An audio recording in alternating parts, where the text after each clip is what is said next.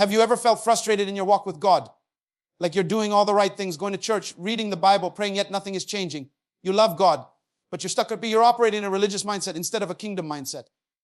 Today we're going to expose the difference, because what you don't know is keeping you bound. Religion keeps you busy. The kingdom sets you free. Most people are not living the life God intended for them, not because they're not sincere, but because they've been trained by religion, not by the kingdom. Religion is man's attempt to reach God, but the kingdom is God's system to restore what man lost. Jesus never preached a religion, he preached a kingdom.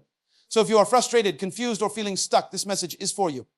The greatest enemy of the kingdom is not the devil, it's religion. You know, one of the greatest tragedies in the modern church today is that we've mastered the art of religious activity while neglecting kingdom purpose. People are busy, churches are full, calendars are packed. We've got revivals, conferences, worship nights, and all night prayers, and yet people are still confused about why they're here. Still bound by fears. Why? Because religion is good at creating routines, but it fails to answer the most important question a human can ask: why was I born? You see, when you have a religious mindset, your focus is on rituals, what to do, when to do it, how to do it. Religion tells you that if you go to church every Sunday, read your Bible and say your prayers, you're doing okay. And listen, I'm not attacking those things. They're important disciplines. But hear me, rituals are not the goal. They are supposed to point you towards something greater, your original purpose. The kingdom mindset doesn't start with behavior. It starts with identity and assignment. It asks, what was I created to do? What territory has God given me to manage? What is my role in advancing heaven's agenda on earth? Now let me make something very clear. Jesus didn't come to earth to start a religion. He came to restore a kingdom. That kingdom is not a building. It's not a denomination. It's not a service order. It is the government of God extended to earth through his sons and daughters. That includes you. And here's the danger: you can spend 30 years in church and never discover your purpose. Why? Because religion can distract you with rituals that feel spiritual but produce no fruit. The Pharisees were experts in this. They knew the Torah, fasted regularly, and observed every tradition, but they had no idea who they were standing in front of when Jesus showed up. Why? Because they were obsessed with form but blind to function. They maintained the system but lost sight of the kingdom. Now I want to ask you, are you busy for God? Or are you aligned with your assignment? You can preach sermons and still miss your purpose. You can sing in the choir, serve as a deacon, run a ministry, and still be operating out of routine, not revelation. That's religion. That's a ritual. But the kingdom says, before I formed you in the womb, I knew you. I appointed you for a purpose. You were born for something specific, and I expect you to fulfill it. You see, the kingdom doesn't waste energy. Everything God does is connected to intention. Trees were created to produce fruit. The sun was created to govern the day. The lion was created to rule in the jungle. And you were created for dominion in a specific area of life. But if all you do is follow rituals, you'll never step into that domain. Rituals make you feel safe. Purpose makes you dangerous. Rituals are predictable. Purpose is powerful. That's why the devil doesn't mind religious people. In fact, he loves religious people. You know why? Because they pose no threat. They sing about power they never walk in. They pray for things they already have access to. They wait for permission to do what God already commanded. But when a person discovers their purpose, they become a threat. Now you're not just attending church, you're becoming the church. Now you're not just shouting about victory, you're enforcing it. Now you're not just living to die, you're living to fulfill a mandate. And I feel this so strongly, some of you are tired, not because you're doing too much, because you're doing the wrong things. Religion has made you busy but not effective. You're burnt out because you've replaced vision with obligation. You're exhausted because you're moving without clarity. But when you shift to a kingdom mindset, everything changes. In the kingdom, purpose determines your activity. You don't just do things because everyone else is doing them. You do what aligns with your assignment. When you know your purpose, you stop competing. You stop comparing. You stop trying to prove yourself. Because purpose gives you permission to say no to good things so you can say yes to the right things. Religion teaches you to maintain. The kingdom teaches you to multiply. Jesus told a parable of a man who gave his servants talents, each according to their ability. The ones who operated with purpose brought increase. The one who operated in fear and ritual buried his gift. That's religion, burying your potential under fear and tradition. But purpose demands fruit, it demands action, it demands accountability. Let me tell you something. God is not impressed with your rituals. He's not impressed with services you attend or how loud you sing. What moves him is whether or not you're doing what you were born to do. Whether you're fulfilling your assignment, whether you're releasing what he put in you before time began. You are not here to perform, you are here to produce. And until your mindset shifts from ritual to purpose, from religion to kingdom, you will always feel unfulfilled, even if you're doing spiritual things, because deep inside your spirit knows I was made for more than this. One of the most dangerous things religion has done to us is convince us that we are nothing more than servants begging for mercy, when in reality, we are sons and daughters of the King, citizens of a government, not members of a religion. The mindset you carry about who you are will determine everything. How you pray, how you think, how you walk, how you respond to trials, and how you represent the kingdom. Let me tell you something religion doesn't want you to know. God never created you to be a servant. He created you to be a son. You were made in the image of the King, not to work for him like a slave, but to represent him like an heir. Now hear me carefully, because I know somebody's religious alarm is going off already. I'm not saying you don't serve. Of course, we serve the Lord. But there's a difference between serving from identity and serving for identity. One comes from knowing who you are. The other comes from trying to earn your place. Religion always wants you to prove your worth. The kingdom wants you to receive your inheritance. When Adam was created, God didn't make a servant, he made a ruler. God said, let them have dominion. Not let them worship me, not let them serve me, not let them follow rituals, but let them rule. Why? Because Adam was a son. He came out of God. He carried his nature. And sons don't need permission to represent their father. They were born for it. Religion says, you're just a worm, a sinner saved by grace. But the kingdom says, you are a sinner. Now you are a citizen. Now you are a son. Now you are seated with Christ in heavenly places. That's not arrogance. That's alignment. The only reason we call ourselves sinners is because religion trained us to remember the fall, but not the restoration. Let me ask you something. When the prodigal son came home, did the father receive him as a servant? No, the son said, I'm not worthy. Just make me a hired hand. That's religion talking. But what did the father do? He said, bring me the robe, bring me the ring, bring me the shoes. Kill the fatted calf. My son has come home. The father never saw him as a servant. He never stopped being a son. Even when he was in the pig pen, he was still a son. But religion will have you living like you're still in the pig pen, even when you're already seated at the table. Now, this is where it gets serious. Because if you think like a servant, you'll always lie beneath your rights. You'll beg God to do what he already said is yours. You'll pray for healing like a beggar instead of declaring it like a son. You'll ask for favor like you're an outsider when you're actually an insider. And you'll keep asking God for what he already gave you access to. A servant mindset makes you wait for instructions. A son knows the will of the father. A servant checks in for duty. A son carries the vision. A servant hopes for inheritance. A son is the inheritance. Jesus didn't die to raise up a religious workforce. He died to restore a royal family. That's why the Bible doesn't call him the king of servants. It says he's the king of kings. He's not the lord of churchgoers. He's the lord of lords. That means he's king over other kings. That means you were designed to reign, not just to survive, not just to serve, but to exercise dominion in your assigned territory. And this is why the devil fights your identity. Because if he can convince you that you're just a worker in the system, you'll never step into your authority. He wants you to stay busy but powerless. He wants you to pray prayers that sound humble but are really just filled with unbelief. He wants you to keep asking for permission when God already gave you power. That's why Jesus came preaching a kingdom, not a religion. A kingdom has sons, a religion has servants. Jesus said, I no longer call you servants, but friends. And Paul said, the Spirit bears witness with our spirit that we are the children of God. And if children, then heirs of God and joint heirs with Christ. That means what Christ has, you have access to. Not because you earned it, but because you were born again into it. Now, here's the real danger of a religious mindset. When you think like a servant, you'll tolerate slavery. You'll stay in situations God already freed you from. You'll let life beat you down and say, well, must be trying to teach me something. No, that's not the language of a son. That's the lie of religion. Sons don't accept chains. They break them. Sons don't stay outside the house. They take their seat at the table. And I want to challenge you right now. How do you see yourself? Are you praying like a stranger trying to get God's attention? Or are you stepping before the throne like a son who belongs there? Because how you see yourself will determine what you can access. You don't get the keys if you don't know your family. So I'm asking you, are you a servant trying to survive, or are you a son sent to rule? If there's one area where the religious mindset has done the most damage to the body of Christ, it's in the area of authority. Religion has trained believers to be dependent, not dominant, to wait, not to rule, to plead, not to legislate. And that's why most people love Jesus but still live in defeat, because they've been taught to cry out for what they were actually born to command. Now listen closely. When God created man, the very first thing he gave him was not a song, not a scripture, not even a church service.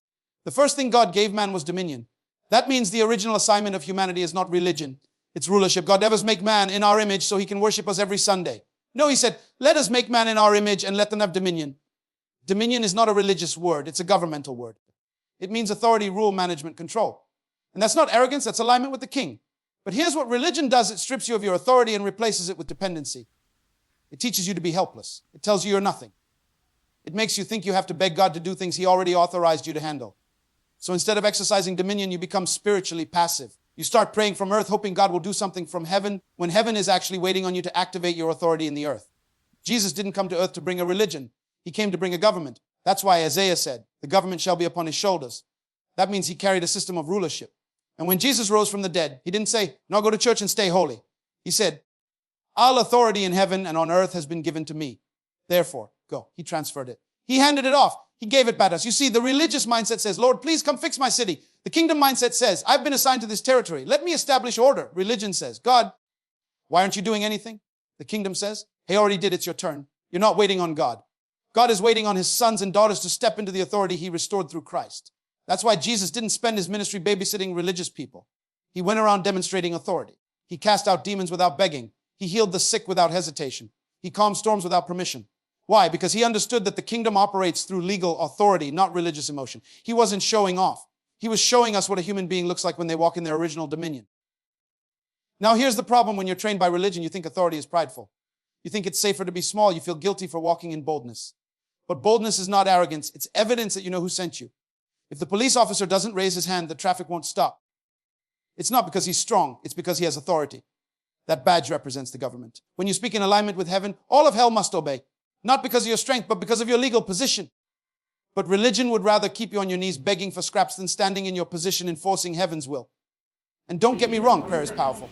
But it was never meant to be a substitute for authority.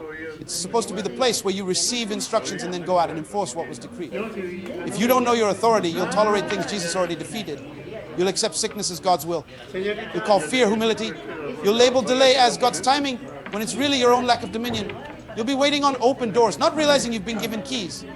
The kingdom does not function through dependency. It functions through deployment. God doesn't want more people sitting in pews. He wants more ambassadors in position.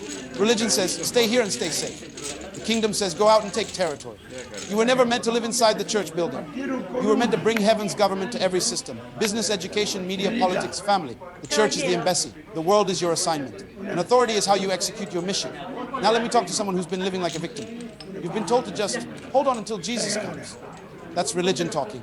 The kingdom says occupy until he comes. That word occupy is a military term. It means take over. It means to govern. It means manage until the king returns. You're not here to survive. You're here to establish. You're not here to beg. You're here to build. And I don't care how long you've been in church. If you don't understand your authority, you will still live as a slave even though the chains have already been broken.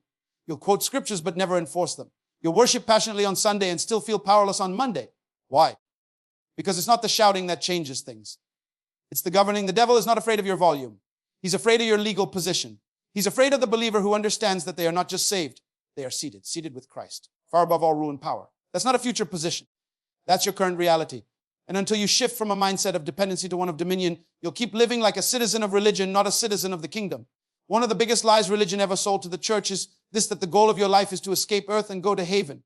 That the reason Jesus came was to save you from this wicked world and get you ready for departure. So we've built our entire theology around leaving, around survival, around evacuation, around the idea that earth is just a pit stop and heaven is the real prize. But that's not the message of the kingdom. That's the message of religion. The true message of Jesus was not escape, it was government. When Jesus came, he didn't say, repent for heaven is near, so get ready to leave. He said, repent for the kingdom of heaven has arrived. That word kingdom means the government, the rulership, the authority, and the administration of a king. It doesn't mean church. It doesn't mean a belief system. It means the government of heaven invading earth. That was Jesus' message. That was his priority. Not heaven, not escape. But colonization, he didn't teach his disciples to pray, Father, get us out of here quickly. No. He said, your kingdom will come, your will be done, told, on earth as it is in heaven. That is not the language of religion. That is the language of a government expanding its territory. That's how Rome conquered nations. That's how empires grow. They don't remove people. They send citizens to infiltrate and transform. And that's what heaven wants to do through you. Religion teaches you to endure earth until heaven. The kingdom teaches you to transform earth with heaven. That's why religion makes people, passes you to wait. It trains you to tolerate. It trains you to survive. But kingdom people are not waiting on a rapture. They're walking in rulership. They're not hiding from the culture. They're discipling it. They're not praying for escape. They're praying for expansion. You see, religion always pushes the promise into the future. It says healing is for the next life. Authority is for later. Glory is for after you die. But the kingdom says the time is now. The kingdom is at hand. You don't need to die to experience heaven. You just need to understand how to release it. The problem is we've preached a gospel that gets people saved, but not transformed. We've converted people into members, not into citizens. We've told them to hold on until Jesus comes back, instead of taking over until Jesus comes back. But Jesus didn't say, hold on. He said, occupy until I come. That's a military term. It means to establish order. It means plant the flag of the king. It means managing the territory until the return of the king. And hear me, Satan doesn't care if you're saved as long as you don't understand the government. Because if all you do is sing about heaven but never walk in authority, you are no threat to his system. That's why religion is so dangerous. It makes you believe that weakness is holiness. It makes you think that suffering is your destiny. It glorifies the wilderness but never teaches you how to take the promised land. It builds temples but never raises kings. But Jesus came with a different announcement. He said, the kingdom has come. Not just salvation, not just forgiveness, not just moral improvement. He brought a system. He brought a culture. He brought a constitution. The kingdom of God is not a feeling. It's a country. And every country has laws, language, values, principles, and an agenda. Heaven has an economy. Heaven has a legal structure. Heaven has a government. And Jesus came to reintroduce it to earth. That's why every parable he taught was about the kingdom, not religion. The kingdom of heaven is like, he was trying to describe a system we had lost. Because when Adam fell, we didn't lose a religion, we lost a government. We lost dominion. We lost our legal access to heaven's order. And Jesus didn't die to make us religious again. He died to give us back the government we forfeited. That's why he's called the second Adam, not to start over with rituals, but to restore the rulership of man on earth under the authority of the king. But if you're trapped in an escape mindset, you'll never engage culture. You'll retreat from business, from politics, from media, from education. You'll say, this world is going to hell anyway. What's the point? That's religion talking. That's a defeated mindset. That's a misrepresentation of your assignment. You weren't sent to earth to survive it. You were sent here to subdue it. You were not born to wait for heaven. You were born to bring heaven's order to earth. Your job is not to escape darkness. Your job is to invade it with light. You are not a tourist. You are an ambassador. You are a representative of a government. And every time you speak truth, every time you walk in righteousness, every time you establish justice, every time you bring healing, every time you set order in chaos, you are expanding that government. Jesus didn't come to earth saying, I'm here to take you all to heaven. He came saying, I've come to bring heaven to you. That's not just theology. That's strategy. It means you were sent to enforce a takeover, not through religion, not through rituals, but through the legal influence of a kingdom. Heaven is not your retirement plan. It's your headquarters. The earth is your assignment. One of the greatest deceptions the religious mindset has created is the idea that God is more impressed by your performance than he is interested in your intimacy. Religion trains you to focus on how well you act, how long you pray, how clean you look, how many scriptures you can quote. But the kingdom is not built on performance. It's built on relationships. And if you don't understand the difference, you'll spend your whole life trying to earn something that you were supposed to enjoy. Religion says, behave to belong. The kingdom says, you belong, walk like it. Religion makes you perform to be accepted. The kingdom calls you accepted so you can walk in obedience from a place of identity. One is transactional. The other is relational. One is about impressing God. The other is about knowing him. Adam didn't perform his way into dominion. He was born into it through a relationship. He didn't have to earn access to God. He walked with God. That was the original design, fellowship before function. God didn't need Adam to do something before he gave him authority. He gave him authority because of their intimacy. But what happened when Adam sinned? The first thing he did was hide. That's what religion always does. It makes you hide behind behavior, behind leaves, behind rituals, behind shame. It teaches you to cover, not to connect. And even today, people are still covering themselves with good works, titles, positions, long prayers, and outward appearances because they don't know the Father. They know the church. They know religion. They know tradition, but they don't know him. And if you don't know him, you will reduce your walk with God to a performance on a stage, hoping for applause you don't even need when all God ever wanted was you. That's why Jesus came. Not to make you a better religious person, but to restore your access to the Father. Not to teach you how to act holy, but to reconnect you to the one who makes you holy. He didn't die just to clean you up. He died to bring you home. Home is not a place, it's a person. And I'm talking to people who have been faithful in church, active in ministry, involved in activity, but inwardly dry. Because religion makes you busy doing things for God, but never spending time with him. And when your identity is in performance, you become addicted to applause. You crave recognition. You serve with a hidden desire to be seen. You pray because it looks spiritual. You fast to feel superior. And slowly, without realizing it, you're no longer walking with God. You're just working for him like an employee trying to keep their job. But the kingdom doesn't operate like that. In the kingdom, you're a son, not a hireling. You're a daughter, not a day laborer. And sons don't perform for love. They live from it. Daughters don't earn favor. They carry it by inheritance. If you don't understand that, you'll keep treating your relationship with God like a contract instead of a covenant. That's why Jesus told Martha, you are worried and troubled about many things, but only one thing is necessary. And what was that one thing? Sitting at his feet. Relationship over results, intimacy over activity, proximity over performance.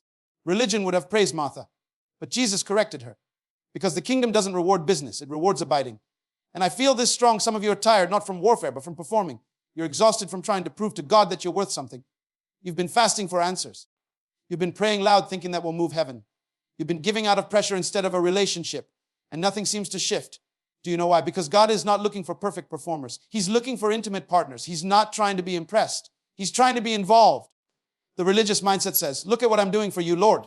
The kingdom mindset says, Lord, what are you doing to me? The religious mindset wants to check boxes. The kingdom mindset wants to hear his voice. The religious mindset lives for rules. The kingdom mindset lives from relationships. And this is where everything changes. When you really know God, not just know about him, you stop doing things to get his attention and you start doing things from his presence. Prayer becomes communion, not a duty. Worship becomes affection, not performance. Obedience becomes natural, not burdensome. You stop living to be accepted and you start living because you already are. That's freedom. That's the life you were born to live. That's the kingdom. One of the most misunderstood and under-preached truths in the church today is the concept of citizenship. We've been taught to attend church, but not how to access the kingdom. We've been told how to behave inside the building, but never trained to operate in our rights outside of it. And that's why we have people who attend faithfully but live powerlessly. Because religion taught them to be present, but the kingdom came to give them access. God never intended for you to be a member of a religion. He intended for you to be a citizen of a government. That's why Jesus didn't say, I will build my religion. He said, I will build my kingdom. And every kingdom has one thing in common, citizenship. When you are a citizen of a government, you don't beg for benefits.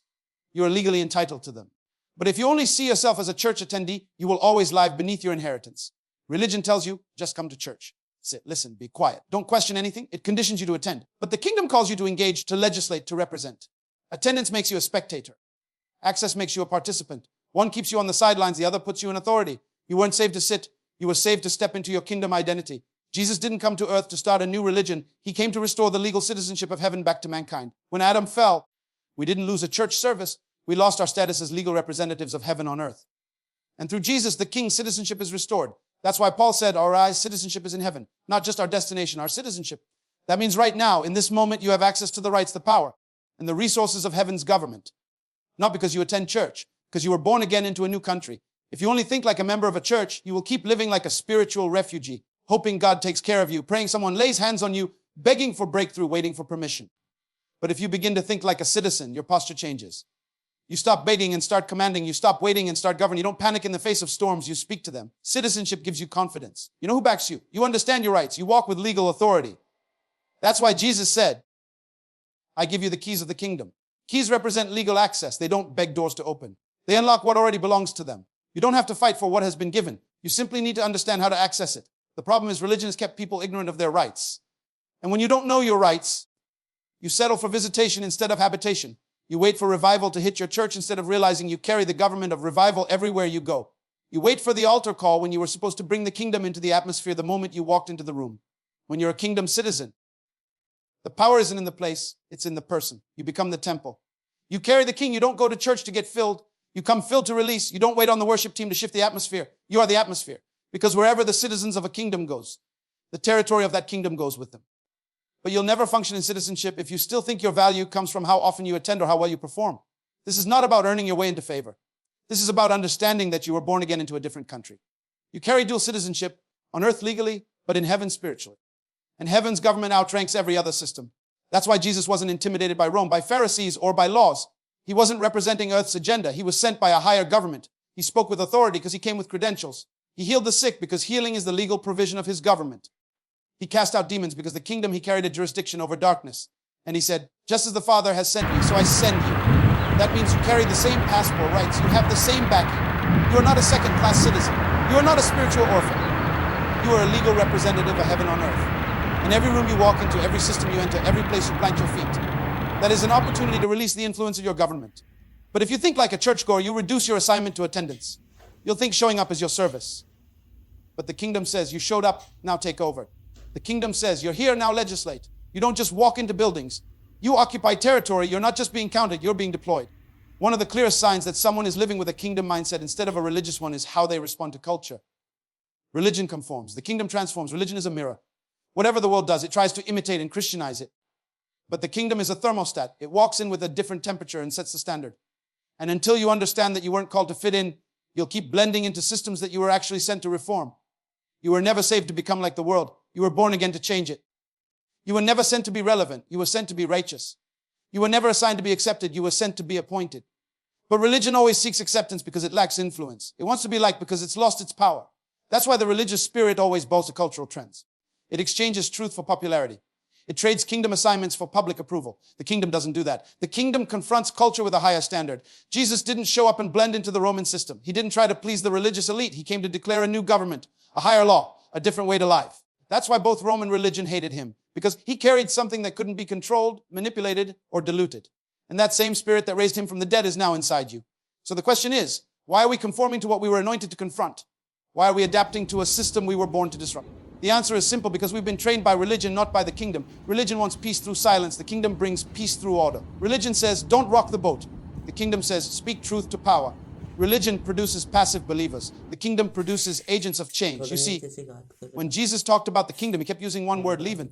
The kingdom of heaven is like leaven that a woman took and hid in 3 measures of flour until it all was leavened. Why leaven? Because leaven changes the nature of the dough. It doesn't ask for permission. It doesn't fit in. It infiltrates, and then it transforms everything it touches. You weren't called to survive in culture. You were called to infiltrate and influence it until it reflects the nature of the king. But when you think religiously, you try to stay safe instead of staying holy. You compromise truth in the name of grace. You exchange conviction for comfort. And slowly, you begin to blend in with what you were supposed to stand out from. That's why Paul said, do not be conformed to this world, but be transformed by the renewing of your mind. He wasn't writing to unbelievers. He was writing to the church, because he knew that the temptation to conform is strongest when you forget who you are. You are not of this world. You are not here to imitate trends. You are not here to fit into a broken system. You are here to introduce a superior one. And transformation doesn't start in the building. It starts in the mind. If your thinking hasn't changed, your environment won't either. You can't change a culture that you still think like. That's why kingdom citizens don't just show up. They show up with a renewed mind, a different spirit, and a bold assignment. Look at Daniel. He lived in Babylon, but Babylon never lived in him. He served under kings, but he bowed to only one. He was relevant, yes, but he was never reverent to the culture. He brought the wisdom of the kingdom into a demonic empire and transformed it from the inside. That's your calling. Not to run from culture and not to bow to it, but to redefine it by the principles of the king. You weren't filled with the Holy Spirit to become quiet. You weren't anointed to hide in church services. You weren't chosen to mimic the world's ways and just slap Christian language on it. You were sent to represent the original intent of heaven, to show the earth what life under God's government looks like. You are not a cultural chameleon. You are a cultural catalyst. And don't expect the world to celebrate you when you stand in truth. They didn't celebrate Jesus either. But the goal is not applause. The goal is impact. You were born to shake systems, confront principalities, and expose every lie that's been disguised as normal. You don't carry opinions. You carry a kingdom constitution. And everywhere your feet step, the king is claiming territory through your words, through your values, through your integrity, through your love, and through your refusal to compromise. One of the greatest struggles people face is confusing activity with calling. Religion encourages business, doing things for God, filling up schedules with church events, programs, and rituals, but kingdom thinking asks the deeper questions.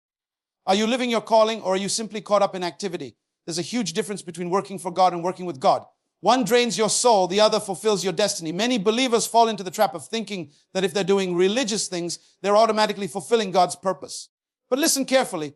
Not every good thing is God's thing for you. You can be busy and yet far from your calling. The religious mindset celebrates activity because it keeps people occupied, distracted, and controlled.